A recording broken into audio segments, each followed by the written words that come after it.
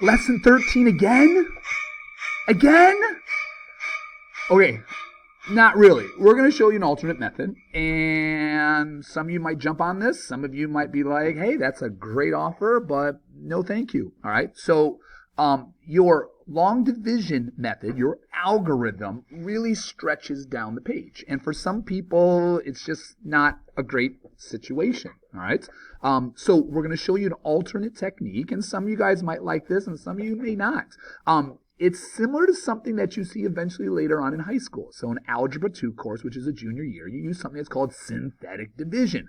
And it looks a lot like this, which is where it kind of comes from. So some people call it the box method. People call it what you want. Let's show you how it works. We're going to do question number 3 here, and I'm going to cross out that word forgiveness because say no to forgiveness. I mean, not really. I mean, forgiveness is a nice thing, all right? But forgiveness in division math, no thank you. Let's use, and again, we're going to use this box method because we use some boxes that are there. So here's how this works. Very similar to before. We're going to put down that 9,584. And what it does is it goes inside our box here. We're leaving a bottom layer that's there. We're going to be filling in numbers here. We're dividing it by a 4, so that 4 goes on the outside. Okay? It's going to be the same, really.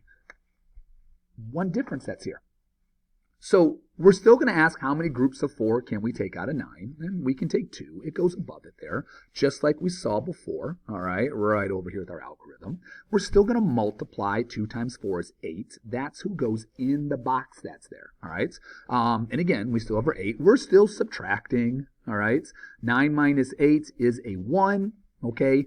Here's the difference. Instead of bringing down the next number, and that's what really lengthens out the problem, what we actually do is we bring it up and put it in front of the 5. So it's the number 15. All right, and look, it's there. And now we repeat the process. How many groups of 4 can we pull out of 15? Well, it's 3 of them. So we're going to have a 3 up there. We're still going to multiply. 4 times 3 is 12. We're still going to subtract. All right. 15 minus 12. I know it looks like an addition sign there because of the way that 12 was in there. Let's try that again. There we go. There we go. There we go. We get a 3. Okay. Again, instead of bringing down the next number, we actually bring it up to make the number 38. How many groups of 4 can we take out of 38?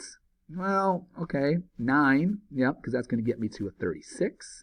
Again, we're going to subtract, and we're going to bring up that number to make a 24. How many groups of 4 can we take out of 24? Well, that's a 6. So 6 times 4 is 24. 24 minus 24 is 0. Hey, 2,396, just like we got before. So here we go. Things that we're learning from this. Spacing is still important, all right? So what we want to do here, as we do one more, is let's show you some adjustments that we can make. So again, not doing forgiveness here, all right? We're using that box method. So I'm going to put down the number that's there, but we're going to space things out. Knowing I have to bring that number up, let's make a little bit more room here. So the 3, the 7, the 6, the 8, the 5. Let's separate it a little bit more. So let's get our box in there. All right. And again, I know I've got to put a number in front of it, so I'm leaving a little bit of extra room to the left of each number. All right. And here we're dividing by a 5. So how many groups of 5 can I take out of 3? None. All right. The 0 is still going to go up there. 0 times 5 is 0. We're still going to subtract. And this time we're going to bring up that number. Look at that. A little bit more space to show my 37. How many groups of 3 can I pull out of 37? Well, that's 7. 7 times 5 is 35. Again, we're still doing that same process. How many groups can I pull out? It goes up top. We're still multiplying. We're still subtracting. The only difference is that instead of bringing down that next number, we're going to bring it up. So again, it's just a different way of organizing the information.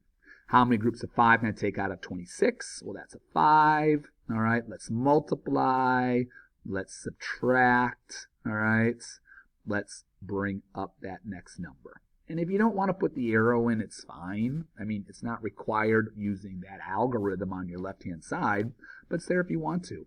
How many groups of 5 can I pull out of 18? That's 3. All right, so we're going to subtract. And again, we're going to bring up that next number, and we're going to smile because we can see we can take out exactly 7 groups. So yeah, answer's right up there. I'm going to write it out a little bit more just so it's a little bit cleaner. 7,537. And there it is. So we do have a matching answer that we're seeing. So like we said, it's a different technique. You're not going to be required to do both of them. Like I said, it's what do you see better. That's what you can use. You just got to choose one of them there. All right. Oh, just make a decision already. No. Hey, make a choice. Bounce back and forth, whatever you like. But we'll talk more later. We'll see you later.